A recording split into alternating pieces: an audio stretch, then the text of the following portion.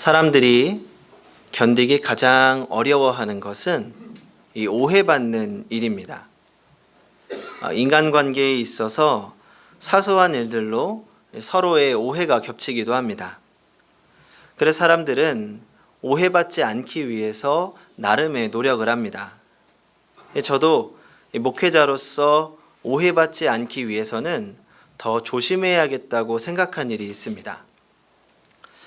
제가 행복한 교회 담임 목사로 결정이 되고 나서 얼마 지나지 않았을 때의 일입니다.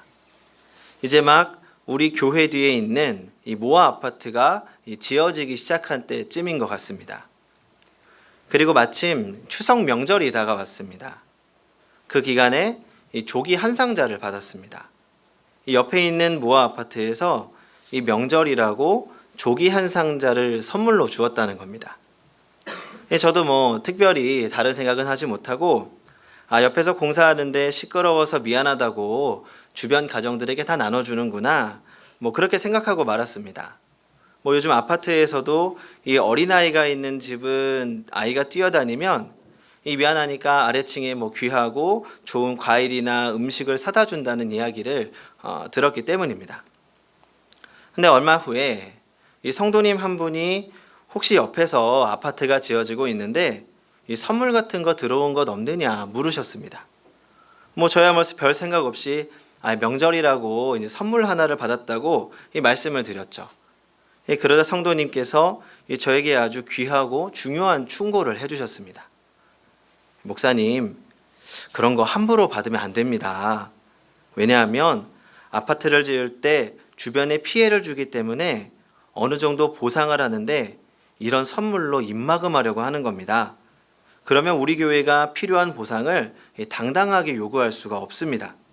그리고 이런 일들을 혹시 성도님들이 잘못 알게 되면 시험에 들 수 있습니다. 성도님의 말씀을 듣고 아차 싶었습니다.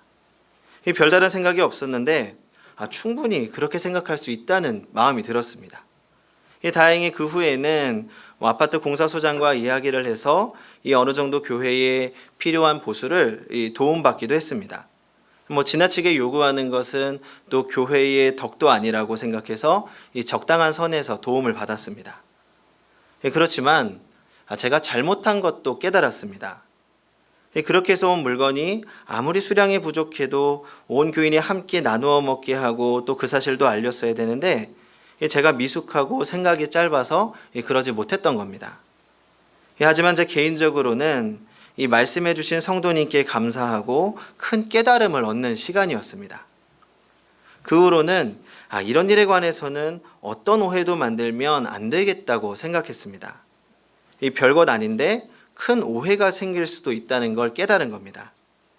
그럴 때 조금씩이 되더라도 종종 그 후로는 행복한 교회 담임 목사라고 쌀이나 김치 같은 것들이 또 선물로 들어올 때가 가끔 있습니다. 그럴 땐 조금이 되더라도 이 주일에 성도님들과 함께 나누어 먹으려고 식당에 올려보내기도 합니다. 어떤 분들은 목사님 이런 건 나누어도 얼마 안 되니까 그냥 혼자 드세요 하시는 분들도 계시지만 이 아주 작은 것도 이 목사가 뇌물을 받는 것처럼 큰 오해로 번질 수 있다는 생각이 들어서 그렇게 하고 있는 겁니다. 지나치다고 생각하실 수도 있습니다. 뭘 별거 그런 걸 가지고. 그렇지만 그게 또 목회자가 기본적으로 실천해야 하는 기본적인 삶의 태도라는 생각이 들어서 그렇게 합니다. 사실 이제 많은 선배 목사님들께서도 이 목사님들의 요즘 펜스룰이라고 하죠. 이 펜스룰을 적용하면서 살려고 하셨습니다. 어떤 목사님은 차를 타고 이동할 때에도 혹시나 이제 여성분들이랑 이동하게 되면 이 조수석에는 여성분을 절대로 태우지 않고 이 뒷좌석에 태우는 경우가 많았습니다. 또 어떤 분들은 그것도 참 너무 심하다, 지나치다 이렇게 말씀하시는 분들도 계십니다. 때로는 이나 지나치기도 하지만 워낙 말이 많은 사회라서 조심하고 또 조심하는 것입니다. 우리가 사는 인간관계 속에서 오해를 피할 수는 없는 것 같습니다. 다만 이런 오해 속에서 가장 속상하고 견디기 힘든 것은 이해해주고 믿어줄 만한 사람이 이해해주지 못하고 오해할 때가 제일 견디기 어렵습니다. 이처럼 오해는 사람의 마음을 아프게 합니다. 성경에도 오해가 겹친 순간들이 있습니다. 십자가에서 부활의 아침까지의 순간은 오해와 오해가 겹친 순간입니다. 예수님은 십자가의 고난과 죽음까지 다 견디신 분입니다. 하지만 제자들은 고난을 피해 다 달아났던 사람들입니다. 우리는 너무나도 당연하게 제자들의 믿음 없음에 대해서 비난하고 그들이 잘못했다고 생각합니다. 그런데 인간적으로 따지고 보면 지금 오해를 한다면 누가 누구를 오해해야 할 판입니까? 주님도 힘드셨겠지만 사실 이 제자들도 힘들어하는 시기입니다. 3년 동안이나 직장과 가정을 버리고 주님을 따라다녔는데 그만 예수님이 죽고 말았으니 얼마나 원통하고 허무했겠습니까? 허송세월한 3년은 도대체 누가 보상해 준다는 말입니까? 하지만 또 예수님께도 기가 막힌 일입니다. 선생의 위험에 빠졌는데 피해서 도망가는 모습을 보고 이런 생각을 할 수도 있습니다. 내가 저런 애들을 제자라고 생각하고 사랑을 주고 말씀을 주었던가? 그렇게 얼굴을 외면해 버릴 수도 있는 충분한 조건입니다. 그런데도 부활하신 주님은 그들을 찾아다니십니다. 믿음 없는 제자들에게 못 박힌 손을 보이시고 옆구리를 보이시면서 그들을 위로하시고 다시 부르셨습니다. 예수님의 아가페 사랑은 우리의 지혜로나 마음으로는 도저히 상상할 수 없습니다. 성도 여러분, 예수님만이 변하지 않으십니다. 예수님만이 변하지 않고 우리를 사랑하십니다. 우리는 다른 어떤 것에는 오해할 수 있지만 주님의 사랑을 오해해서는 안 됩니다. 때로 우리의 삶이 힘들다 보면 주님의 사랑을 의심하게 되고 오해하게도 됩니다. 하지만 우리의 삶에 어떠한 환경과 상황이 닥치더라도 주님이 우리를 사랑하신다는 것은 결코 변하지 않습니다. 그리고 우리가 그것을 믿는 것이 믿음이고 바로 주님을 사랑하는 것입니다. 리차드 니번은 사랑이란 이런 것이라고 말했습니다. 사랑은 사랑하는 사람의 존재를 기뻐하는 것이요, 그가 없을 때 그의 있음을 기다리는 것이고, 그의 생각에 행복을 느끼며 사랑하는 이가 있음을 감사하는 것이다. 사랑은 존경이다. 가까운 것 같지만 거리를 유지하며 자기 안에 그를 흡수시키는 것도 아니며 그에 의하여 흡수당하는 것도 아니다. 우리는 주님의 사랑을 오해 없이 순수하게 그 십자가의 사랑을 기억하고 또 그 사랑을 돌려드려야 합니다. 오늘 오해 없이 부활하신 주님의 사랑을 생각하고 묵상해 보려고 합니다. 첫 번째로, 오해는 불신앙이 만들고 불신앙은 슬픔과 낙담을 만듭니다. 예수님은 부활하신 후에 베드로를 찾아가셨고 심지어 부활을 의심하고 부인했던 도마까지 찾으셨습니다. 그리고 주님은 이제 엠마오로 내려가는 제자들을 찾아가십니다. 이 두 사람은 주님이 부활하신 바로 그 주일 오후에 예루살렘에서 엠마오로 내려가고 있었습니다.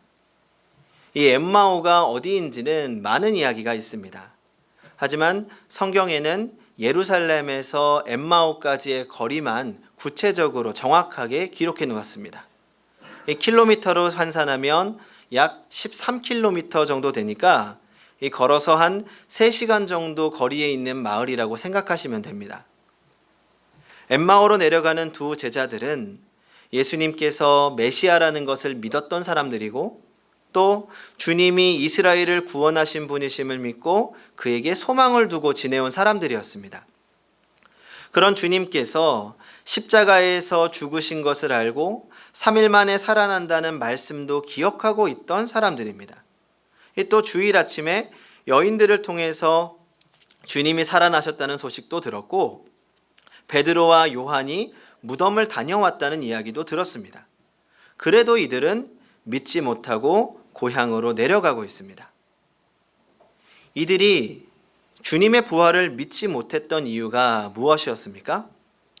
오늘의 본문 뒷부분 22절과 23절을 한번 같이 읽어보겠습니다. 누가복음 24장 22절과 23절 한번 같이 읽어보겠습니다. 시작. 또한 우리 중에 어떤 여자들이 우리로 놀라게 하였으니 이는 그들이 새벽에 무덤에 갔다가 그의 시체는 보지 못하고 와서 그가 살아나셨다 하는 천사들의 나타남을 보았다 함이라. 지금 그들이 묻지 못하는 이유는 예수님의 시신을 찾지 못했기 때문입니다. 그러니까 천사들을 만났다는 소식까지는 들었지만 이 시신을 보지 못했기 때문에 믿을 수가 없다는 이야기입니다. 그러니까 이것은 당시 예수님의 부활을 부정했던 이 철학자들의 논리였습니다. 그러니까 시신을 찾았으면 확실하게 부활하지 못한 것이고 시신을 찾지 못했으니까 증거가 없으니까 부활을 믿지 못한다는 겁니다. 그러니까 어떤 증거와 이유를 대었어도 아마 이들은 부정했을 겁니다. 불신이 눈을 앞을 가려서 부활하신 주님을 알아보지 못한 것입니다. 전 이들의 모습을 보면서 오늘날 기적을 온전히 믿지 못하는 사람들의 모습과 같다라는 생각이 들었습니다. 기적을 믿지 못하는 사람들의 이야기를 들어보면 대부분 동일한 이야기를 합니다. 그러니까 자신이 기적을 경험하지 않았기 때문에 믿을 수 없다는 겁니다. 기적의 이야기는 들어왔지만 내가 직접 보지 못했기 때문에 믿지 못한다는 것입니다. 우리 안에도 이러한 불신앙이 있는지 돌아보아야 합니다. 성경은 우리에게 수많은 기적의 이야기를 증거합니다. 그리고 그 기적 중의 기적이 바로 부활신앙입니다. 하지만 우리가 직접 보지 못했다고 해서 우리는 믿음을 가장한 불신앙으로 살아가고 있는 것입니다. 그래서 때로는 십자가가 우리의 소망이 되지 못하고 우리는 불신앙 속에서 슬픔과 낙담 가운데 살아갑니다. 우리는 불신앙으로 인한 슬픔과 낙담 속에서 벗어나야 합니다. 계속해서 오늘의 본문 이야기를 살펴보겠습니다. 이 말씀 속의 두 사람은 불신앙으로 하여금 슬픔과 낙담에 빠지고 말았습니다.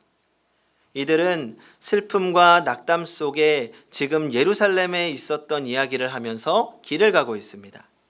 그런데 이 나그네 한 분이 따라붙어서 대화를 듣고 가는 겁니다. 이 한참 이야기를 듣고 가다가 잠시 이야기가 멈출 때 나그네는 마치 타국에서 온 사람처럼 그 엠마오의 제자들에게 물어봅니다. 너희가 길을 가면서 서로 주고받는 이야기가 무엇이냐? 두 제자들은 슬픈 빛을 띠고 걸음을 멈추었습니다. 슬프다는 표현은 우울하고 시무룩한 표정을 말합니다. 도대체 이 사람이 누구지? 하는 시무룩한 표정과 당황하는 표정으로 예수님을 바라보았다는 말입니다. 그런 표정으로 주님을 바라보면서 물어봤습니다. 우리 18절을 같이 읽어보겠습니다. 18절 시작.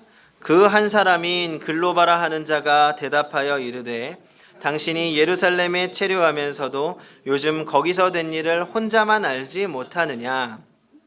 그러자 이 나그네는 무슨 일인지를 물었고 그들은 자기들의 생각과 자신들이 함께했던 예수님에 대한 자기들의 기대 그리고 십자가에서 예수님이 돌아가시면서 느꼈던 절망감에 대한 이야기를 모두 했습니다. 그러자 이 나그네는 좀 책망하는 말투로 말했습니다. 미련하고 선지자들이 말한 것을 더디 믿는 자들이여, 그리스도가 이런 고난을 받고 자기의 영광에 들어가야 할 것이 아니냐. 그리고 성경을 풀어 설명해 주었습니다. 여기서 나그네는 두 사람에게 믿기에 미련하고 더딘 사람들이라고 말합니다. 이 두 사람은 아주 지성적인 사람들이었습니다. 성경도 잘 알고 있었고 메시아가 와서 왕국을 설립하리라는 것도 믿었습니다. 그런데 문제는 이들이 선지자들의 글 중에 일부분만 믿고 본질적이고 가장 중요한 부분은 믿지 않았다는 말입니다.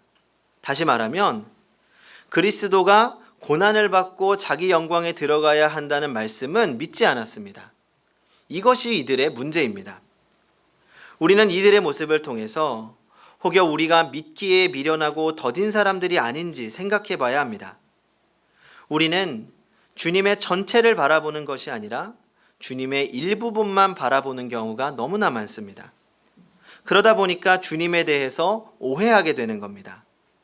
우리 안에 불신앙이 자리 잡은 이유는 어쩌면 축복의 환상만을 바라보기 때문이 아닌가 돌아보아야 합니다.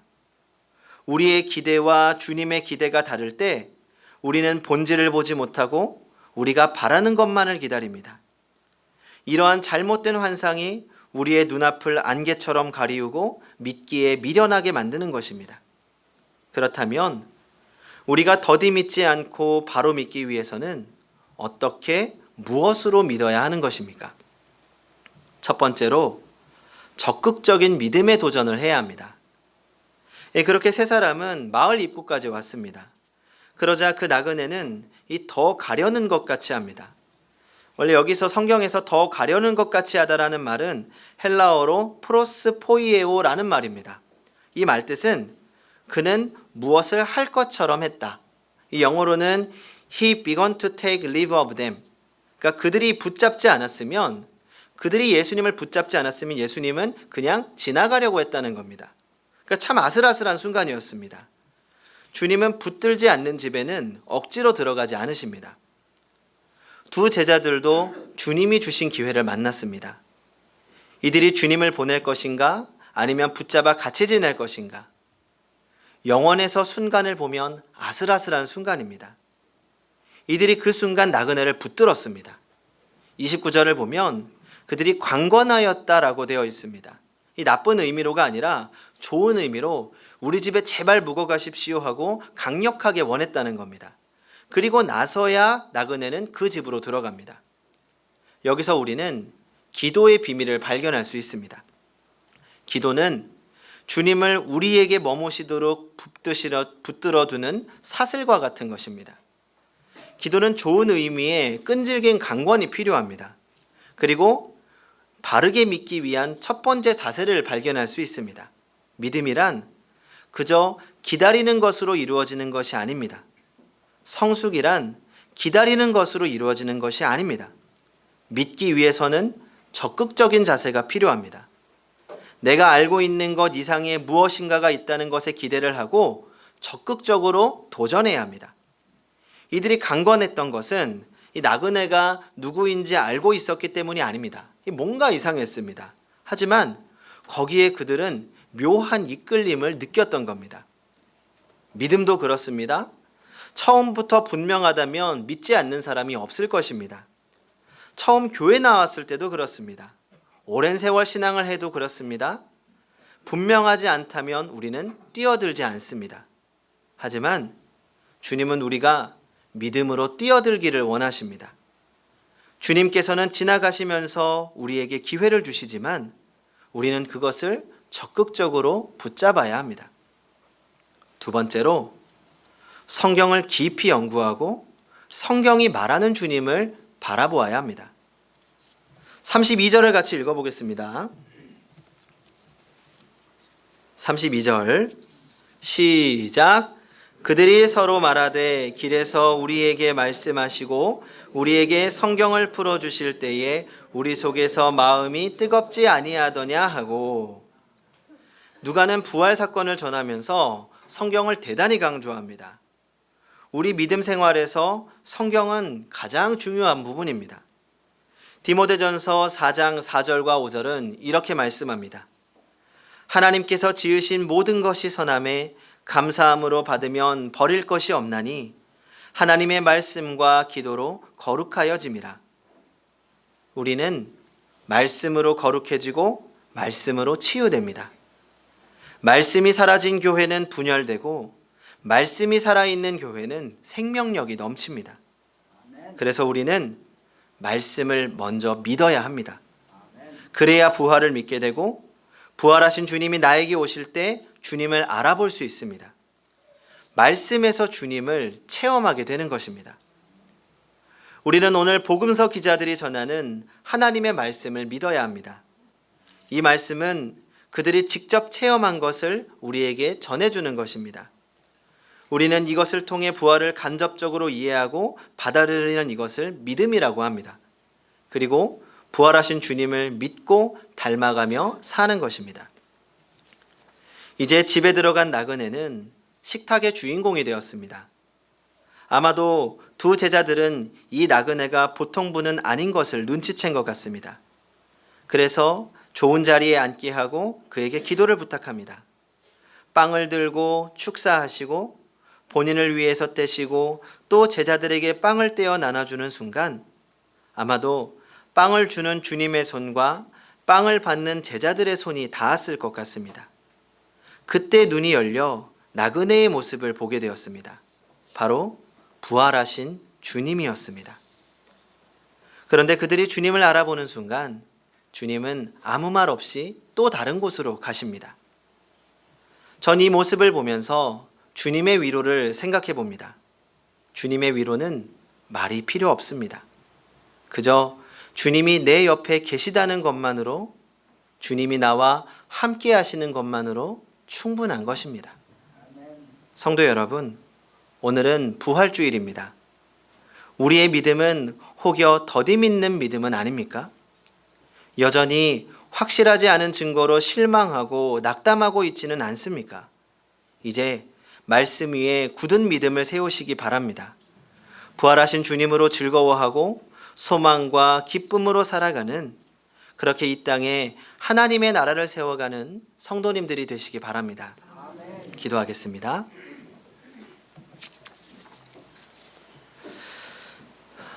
부활하신 주님, 그리고 지금 살아계신 주님, 우리와 함께 하시는 주님을 바로 볼 수 있는 믿음을 허락하여 주시옵소서. 주님의 일부만을 바라보고 우리가 원하는 주님을 만드는 것이 아니라 온전한 주님을 보고 온전히 주님을 믿게 하여 주시옵소서. 말씀 속에 주님을 만나게 하시고 적극적인 믿음의 도전으로 주님과 동행하기 원합니다. 늘 우리의 삶에 주님 함께하여 주시옵소서. 그렇게 부활하신 주님과 즐거워하며 소망과 기쁨으로 살게 하여 주시옵소서. 예수님의 이름으로 기도합니다. 아멘.